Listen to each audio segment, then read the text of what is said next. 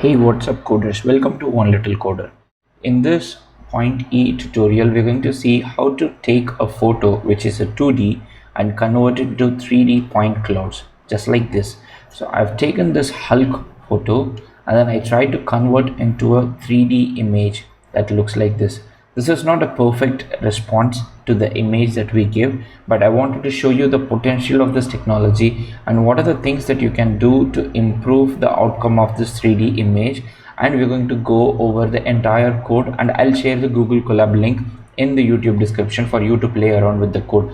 First of all, a quick introduction, which is Point E is from OpenAI, which is a very new technology, which is the 3D successor of DALL-E. So unlike DALL-E, Point E can create 3D point clouds of an image, of a text. So they have got text to 3D, image to 3D, and we have already covered text to 3D in this channel. Please check it out if you have not. So today we are going to cover images to 3D. I'm going to give a quick walkthrough of this Google Colab notebook, and we are going to run the code ourselves with a new image so that we see how the results look like. As with any GPU Google Colab notebook, the first thing that we are going to check is whether we have got GPU access. The next thing is we are going to install the library Plotly, and then we are going to install the library Point E that is going to help us to create 3D image and also visualize it interactively. Once we have done everything, we are going to import pillow for image manipulation, then torch and progress bar TQDM, and then everything related to Point E. The next step is for us to initialize the model. Right now we are using a base 40 model, so we are using a base 40 model. You can change the model and you can use something else. When you go to the Point E website, you can actually see what kind of models that they are using, and then you can also play with the models.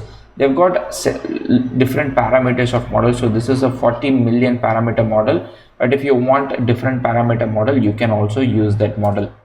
So the base 40M text vec was for text encoder. So we are going to do image to 3D, not text to 3D. So we need to change the model appropriately. After we have downloaded the model and loaded the checkpoint, the next thing that we need to do is we need to define the sampler using the base model and upsampler model that we got.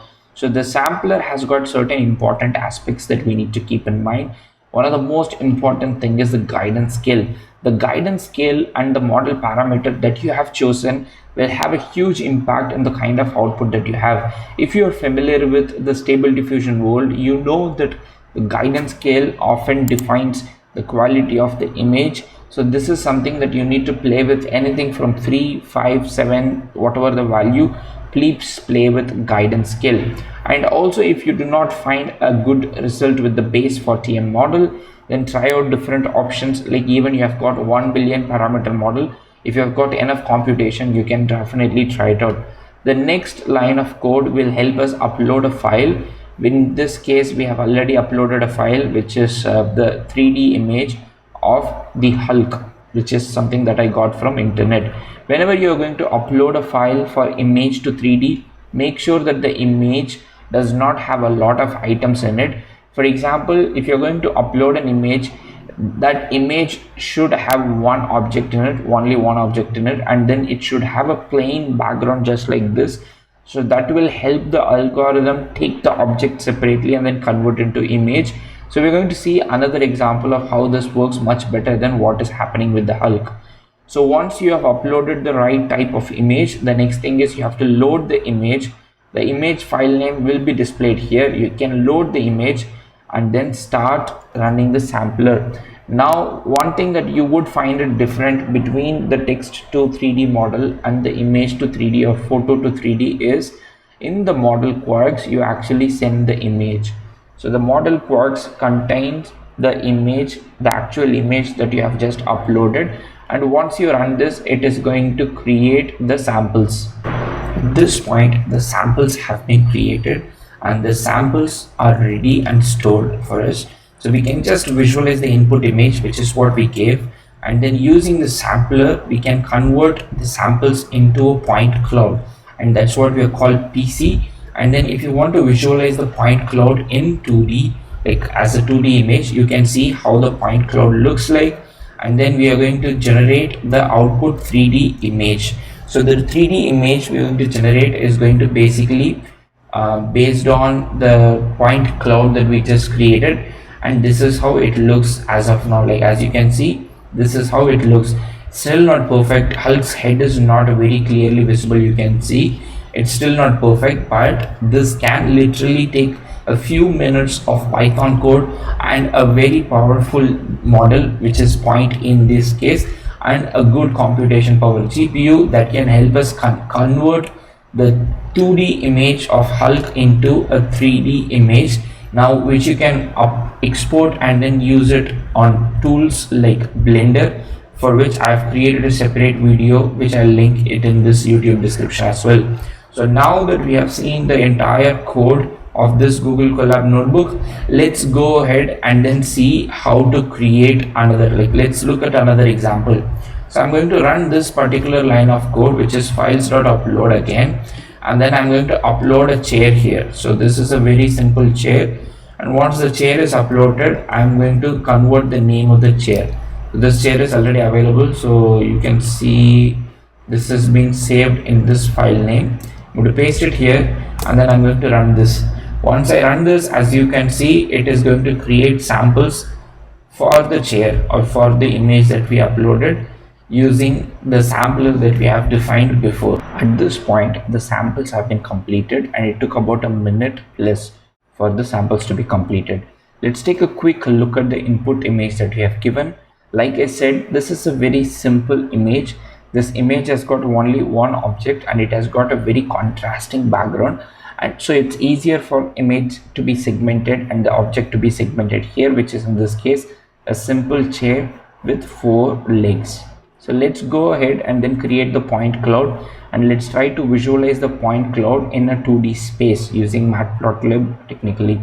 So now we have got the images in the 2D with different angles. So let's go ahead, run the plotly code and visualize the image as a 3D interactive chart.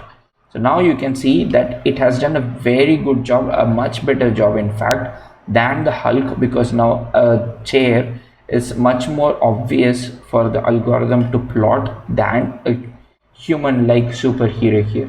So you can see that we have got a 2D image of the chair, and then we have created a 3D image of a chair. Like you can literally see that it has done a pretty good job. Now that everything is good, so this is exactly how images to 3D work. So if you have any questions, you can let me know in the comment section. But before I end the video, I would like to also tell you that we have added code for you to successfully convert this image into a 3D OBJ file or a PLY file. So in this case, we can take this image that we have got, and then we can basically load a couple of utility functions that are shared by Point E, and then we can use their model, SDF model, and then finally we can convert that into a mesh, and that mesh we can save it. Like for example, I can say chair.ply file, and that will write the ply file for us to use in any 3D softwares like Open3D and Blender. This way your creation does not stay just inside Google Colab notebook, but actually can see true light of the day if you want to create game assets or something else using Blender. But instead of creating from scratch, you're basically using a 2D image and converting into 3D using cutting edge generative AI technology like Point E from OpenAI. I hope this was helpful to you in learning how to convert your photo into a 3D PLY file. If you have got any questions, let me know in the comment section. Otherwise, see you in the next video.